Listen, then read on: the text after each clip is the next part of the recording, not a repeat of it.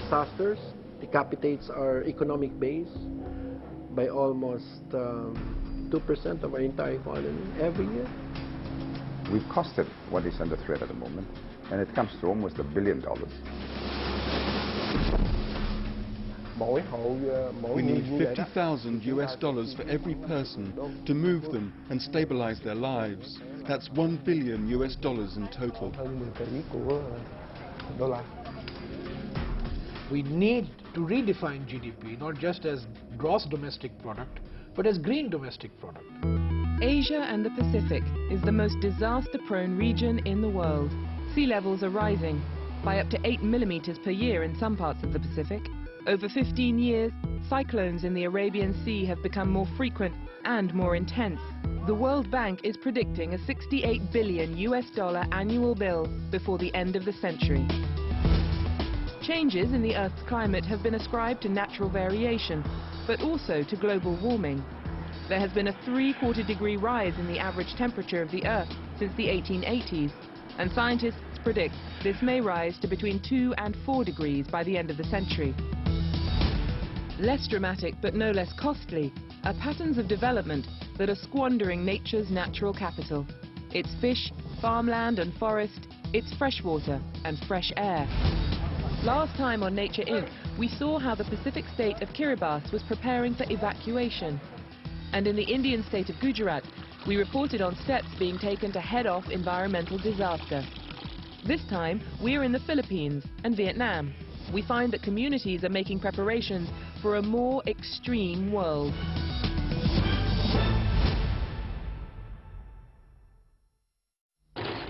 On March the 11th, 2011, off the coast of northeast Japan, an earthquake measuring 8.9 on the Richter scale caused a devastating tsunami, with waves reaching over 20 meters. 3,000 kilometers away in the Philippines, the office of the governor of the region of Albay received a tsunami alert. Level 2 on the tsunami warning. It's an estimate of a 1-meter high tsunami that is estimated to hit our shorelines between 5 and 7 p.m. today. We received the first advice at 2:30. When they elevated the alert level to 2, we were able to immediately order an evacuation. Mercifully, there was to be no repeat of the 2004 tsunami, which killed 250,000 people in countries bordering the Indian Ocean.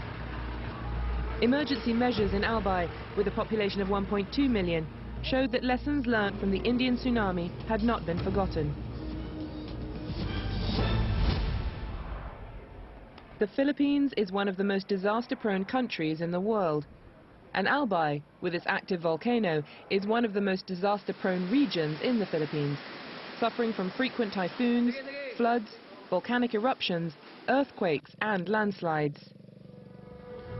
Disasters are a constant drain on the Philippine economy, costing an average of $350 million every year.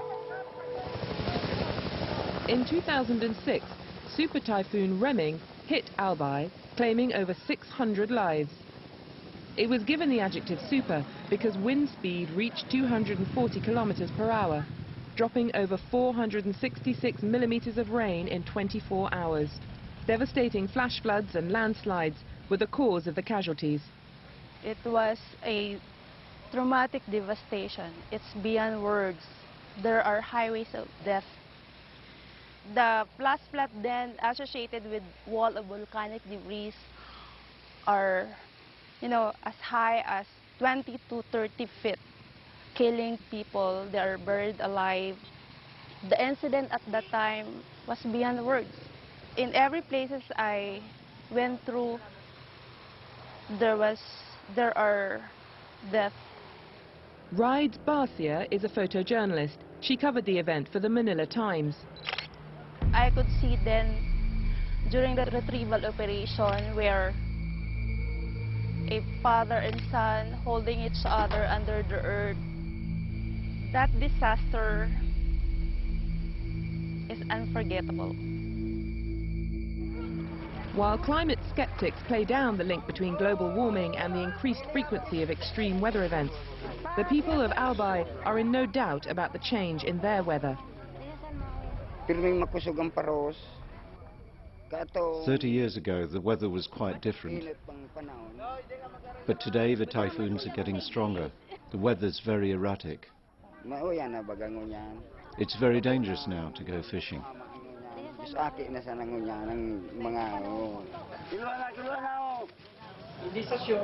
Albai's governor, Joey Salceda, has pioneered a zero-casualty policy. His administration has adopted a killing two birds with one stone approach, investing in disaster risk reduction to make, claims the governor, people of his region safer and better off. The maintenance of the zero casualty goal is one of the distinctive comparative advantages of Albay. Once there is a signal, like signal number 1, and it's strong, it's going to hit us, we evacuate. And because once you evacuate in the midst of a disaster, it's no longer an evacuation, it is a rescue. Super Typhoon Reming showed the necessity for a region-wide investment in preparing for disaster. For Governor Salceda, it accounts for why the local economy grew by 8%, while the national economy all but stagnated. The shadow price of doing nothing is definitely more than triple if we do something. The economic logic of adaptation is that it allows development to proceed even in the midst of risks. So what we've seen in Albay, for example, is that because of our investments in climate change adaptation and disaster risk reduction, is that we'd actually seen, despite all the typhoons, despite all the images of all the disasters that affect us, business investments has actually increased rapidly. Canal systems full of rubbish and other debris restrict runoff and clog drains, adding to the devastation caused by storms and floods. One measure the governor claims is reaping benefits is the government-sponsored Food for Work program aimed at low-income families. Running since 2006, each volunteer gets a 5-kilo bag of rice for a day's work clearing the canals. There is a reforestation program to stabilize hillsides, and 318 hectares of mangroves have been replanted as a barrier to storm surges. If you have a clean area, you have a fresh air, well, the community have a good health. The Food for Work concept has also been used to reward people who follow an evacuation order. I give them 5 kilos of rice for cooperation. And we are the only incentivized evacuation program. And we've done it so consistently over the years that people were convinced that I really mean it. And 5 kilos is a lot. It's a lot to ordinary, to ordinary families in terms of as payment, as a disturbance fee. The evacuation regime saves lives and money because it cuts the costs of deploying search and rescue teams. To better protect those living on the coast from sea level rise and the brunt of the storms, an ambitious resettlement is underway. 5,700 new homes have already been built on higher ground, with 10,000 more planned. Villagers are encouraged to move from rice cultivation to sweet potato. The sweet potato is far more resilient than rice during typhoons. They are not affected by wind as they grow flat on the ground and will thrive in upland areas without irrigation. And it looks like the tsunami has engulfed several cities. The March the 11th tsunami alert is an acid test for Albai's zero casualty policy. The wave will not come ashore, but these people didn't know that. We go with photojournalist Rides Barcia as she documents the evacuation. Majority of the people are fleeing away from home because of tsunami threat, but some opted to stay. I wonder why. Before long, Rides meets a local community leader helping coordinate the evacuation. We know the effect of tsunami. That's why we are very much alarmed. This is very critical to the coastal areas. That's why we made it a point that the children and the old ones went upland. But 99% of the people move out from their home to go to the safer grounds. It's no longer a dream, it's a real threat. to be swept. But even pigs are evacuated. Oftentimes, they bring with them their cows, their pigs, their chickens. Once at the beach, Wright is surprised to find that just 1 hour before the first wave is due to strike, there are some people who have ignored the evacuation order. Maybe they're not afraid. Sometimes this is the problem of the government. The community, some of the communities are hard-headed. But most did comply. In an orderly evacuation, 85% of the shore dwellers judged at risk from the tsunami, some 75,000, moved inland. But the governor says that no matter how effective the zero-casualty policy is, it's a band-aid response. In his view, the only long-term solution is for the world to agree an international accord. Every day, every time I wake up, I just pray for a psychic shift in the worldview of all the national leaders of the world. Adaptation is not the only answer. Although adaptation is very critical at this point for us, it is our imperative, but I think mitigation definitely is now the global imperative. In part 2, how the rice farmers of the Mekong in Vietnam are coping with the effects of sea level rise.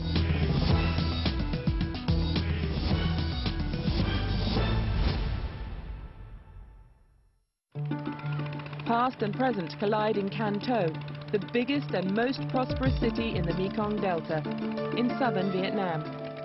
The rivers and waterways of the Delta bring farmers to Can Tho's floating market, selling a wide variety of fruit and vegetables, such as mangoes, pineapple, jackfruit and rice. Nearly 2/3 of the world's population live in Asia, and rice is their staple food. The Mekong Delta covers 39,000 square kilometers. That's larger than Belgium. Its rice paddies produce half of Vietnam's total rice output, more than Japan. However, half of the Mekong rice paddies are less than 2 meters above sea level. Salt water destroys rice paddy. Already, it's estimated 1 million hectares have been contaminated. Worried about the rising seas, the Vietnamese government has begun planning for a 1-meter rise in sea level by the end of the century. The consequences of doing nothing would see more than 1/3 of the Mekong Delta flooded by then. Nói chung là cái biến đổi khí hậu á, thì nó rất là. I can tell you climate change has had a big impact on the production, on the agricultural production and on the lives of the people because of the intensified drought, the saline water coming into the field, as well as the stormy weather. Hoặc là nó hạn hán, hoặc là cái lượng mưa nó kéo dài. Thì nó cũng gây tác động rất là lớn đối với đời sống sản xuất nông nghiệp. They've all had a very negative effect on agriculture and as a result on the income of the farmers. Thì từ cái chỗ giảm năng suất lúa thì nó sẽ giảm đi cái thu nhập của người nông dân. Thì do đó cái biến đổi khí hậu thì nó rất có ảnh hưởng lớn đến đời sống sản xuất của nông dân. The first line of defense are mangroves. Adapted to brackish water, they form a natural barrier against sea erosion. However, it's estimated that half of Vietnam's mangroves have already been cut down, mainly for shrimp farming. During the 2004 tsunami, in the few areas bordering the Indian Ocean where there were still healthy stands, the loss of life and coastal damage was minimized. The international German aid agency is supporting a plan to replant the mangroves. Mangroves actually attenuate wave energy. They reduce wave energy and therefore protect the dike from erosion. A 2005 study in Thailand concluded that an intact mangrove forest can reduce wave energy by up to 90%. Without this natural barrier, the cost of maintaining the dikes that funnel fresh water to the paddy has skyrocketed. And as you can clearly see, everything in front of the dike has been washed away. You can see some remnants of mangrove trees in the distance.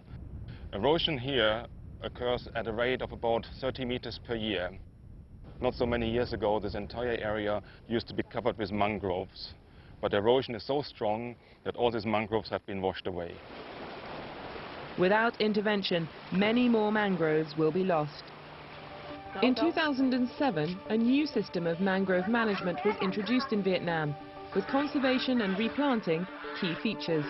This is the coastal village of Alto B in Sok Trang province within the Mekong Delta. With the backing of foreign aid, the local authority is involving villagers in the group management of their protective mangrove. Around 150 hectares is managed for multiple use, for aquaculture and for sustainable harvesting. The village enjoys many benefits from the mangrove forest. The forest acts as a barrier to the storms and saves our rice from the seawater. This benefits all of our agricultural production, but we also get the benefit from the mangrove forest in terms of the sea life we harvest, like the crabs and the clams that live in the mangrove forest. Since we started the co-management, we're very happy because our daily income has increased. We can benefit now from about 50,000 to 60,000 dongs per day. A recent UN study valued the services provided by 1 square kilometre of mangrove forest at $900,000 per year. This 10-year-old plantation was established close to Auto B village. Here you can see a natural gap. This was not a gap which we created, but in this gap you see light, new plants coming up and growing well. What we are doing, we are imitating nature. We mimic nature. We look at how is nature regenerating, and we just learn from nature and then imitate it. It's a win-win situation where we have coastal protection and sustainable harvest of natural resources. But it's not possible to stop all the salt water seeping into the rice fields. It's estimated over 1 million hectares of farmland are already contaminated by salt, and rising sea levels can only make matters worse. In the next door province of Tra Vinh, farmer Lee Van Trong has bucked a trend. While his neighbours have seen yields drop from salinisation, he has seen his yield increase.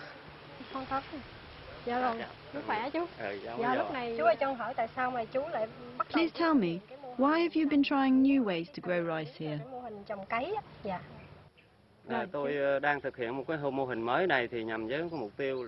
I started to pilot this model because of the changes in the weather recently, the storms and the saltwater intrusion into the rice field.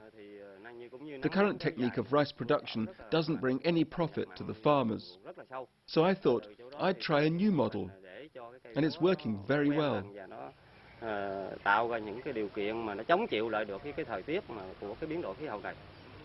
Le Van Truong's method is based on the system of rice intensification. My neighbours' fields took in water from the canal here, and they kept the water in the rice field in the usual way. But the rice died after a few days, because the salinity was very high, about 3.8%. I flooded the field, but then straight away I pumped the water out, so the rice had just enough moisture to grow. Le Van Truong maintains that the only benefit of flooding rice fields is in order to keep weeds down. The rice is actually harmed by too much water, especially if it has a high salinity content. Instead, Le Van Truong transplants his seedlings in rows so he can weed in between the rice plants. The weeding process actually benefits the rice. It helps aerate the soil and further encourages rice growth. The rice field here used the traditional cultivation. They used a lot of inputs like fertilizer and pesticides, yet the field is still very poor. Whereas the field in my members group, they just used the water for a short time, and with the rice intensification techniques, they got a very good yield.